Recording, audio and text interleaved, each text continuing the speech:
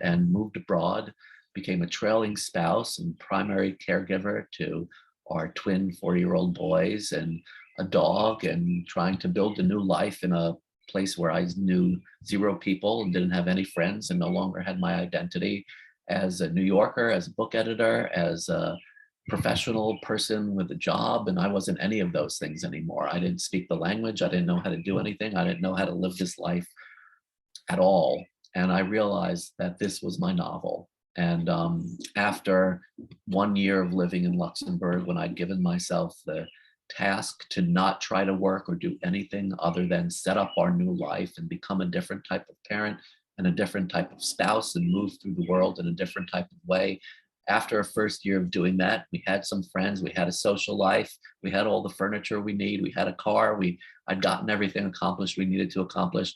I dropped the kids at their first day of school, our second year, and I took a laptop to a cafe and I opened up a new document and I typed the expats at the top of the page and I started writing. And so much of my original conception of that book was based on my life as an expat and the situation I was in of leaving behind my career and my identity in middle age to follow my spouse, to take an opportunity it sort of seemed like a golden opportunity to become a different type of person. Like there aren't a lot of points in your life when you can do that or just accept that this is something I can do right now. My old life, I'm putting it aside completely. Here I am, I'm a new person.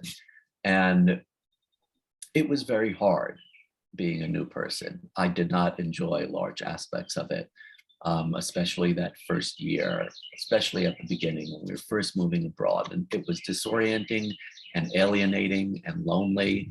And it made me feel bad about myself in a lot of ways. I wasn't a particularly good parent as a full-time caregiver. I wasn't particularly good at making a whole new set of friends. I'd never done that before in my life. I wasn't good at being a non-working outside the home spouse in a support role to my wife, who was earning all of our income. All of that I was pretty bad at. And that was a dynamic that I felt I wanted to write about. Also, it coupled with the idea of being an expat and the idea of leaving the workforce to be at home with little kids.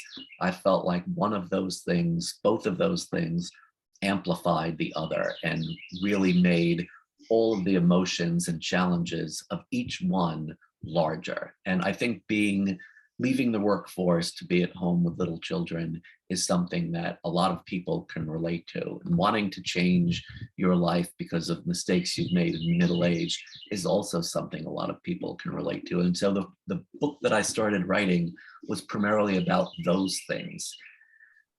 I wrote for a few months when I realized that what I was writing was whiny and boring, and it wasn't really going anywhere, and that I was writing a bad book, and I was writing for myself. I was writing something to get some things off my chest and to make me feel better about myself, instead of trying to figure out what I could provide to readers that they would want.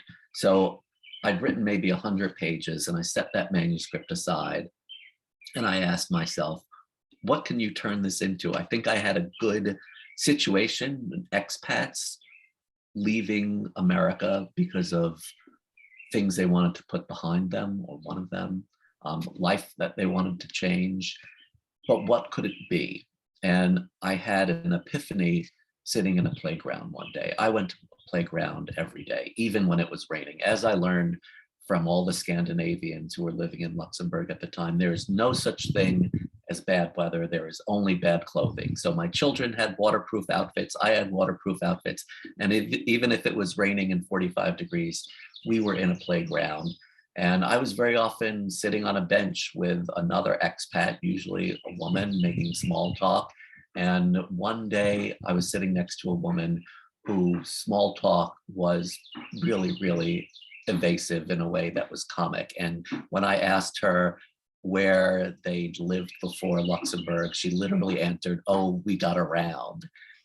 And she just didn't want to provide any specifics to me about anything. And it occurred to me in that moment that Luxembourg, which is one of the three capitals of the EU and the private banking capital of the world, and filled with finance and accounting and banking and diplomats, also must be filled with spies. Like, this is not World War II Portugal, but this is what spies are for now, is this milieu, this international relations meets finance situation is exactly where people are gathering information now.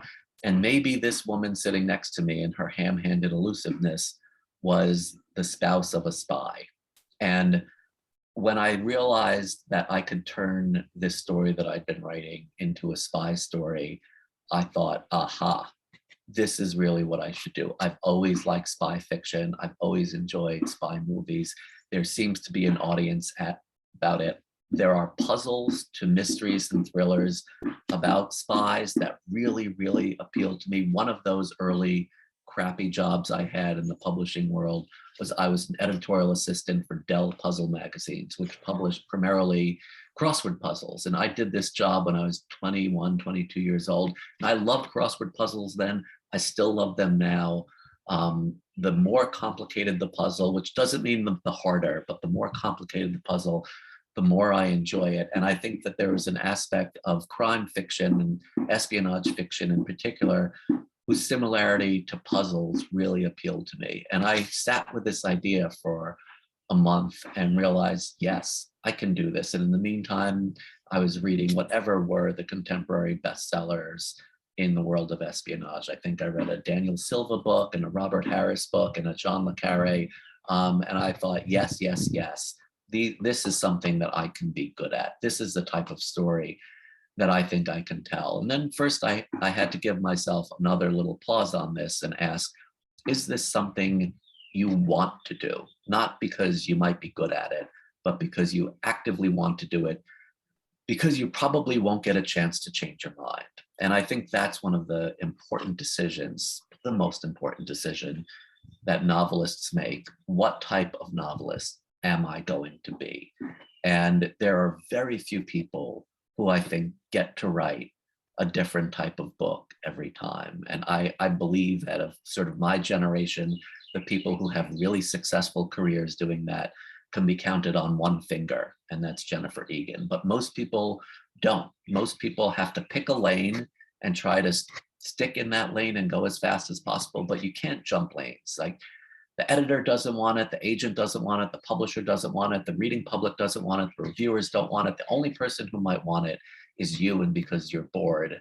And that's, for a lot of people, for most people, I think not a good enough reason to do something. And I feel like getting a first novel published is a very hard thing to do for everybody involved. And if it is successful in any way, which everybody hopes for, then I think the novelist owes it to everybody else, including the readers and including herself or himself, to not leave that success behind and say, all right, now I'm going to write a literary novel about a family disintegrating. Now I'm going to write a romance set in 19th century Corsica. Like, you don't get to do all of those things. I think you need to choose what you want to do and try to be good at it.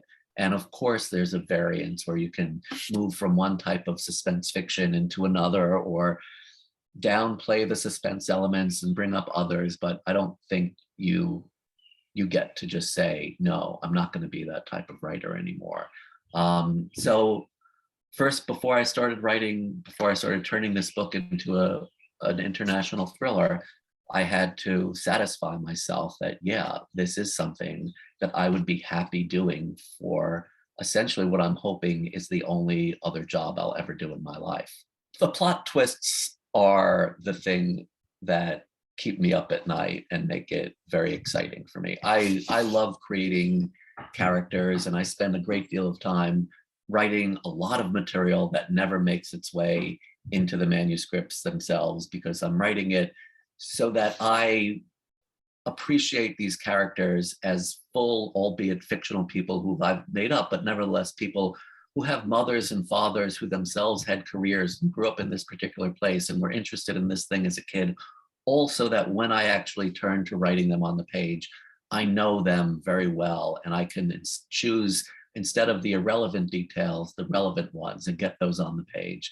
And for Kate Moore, I have to admit that so much of her character, even though she's a woman and she's a spy and she has killed people, a lot of her is based on me and my experiences and my voice, and obviously not the thriller aspects of it, but the person aspects of it, and the observations about the world are largely mine. And I think that's very true for most first novels, that the simplest, most direct way to get to a protagonist is to write about some version of yourself and not necessarily your own experiences. I don't believe that people are handcuffed to writing only what they know. In fact, I diametrically am opposed to that idea. But I do believe that for people who are just learning how to write a novel, which is everybody who's writing a first novel, that is often the thing that makes the most sense. And that's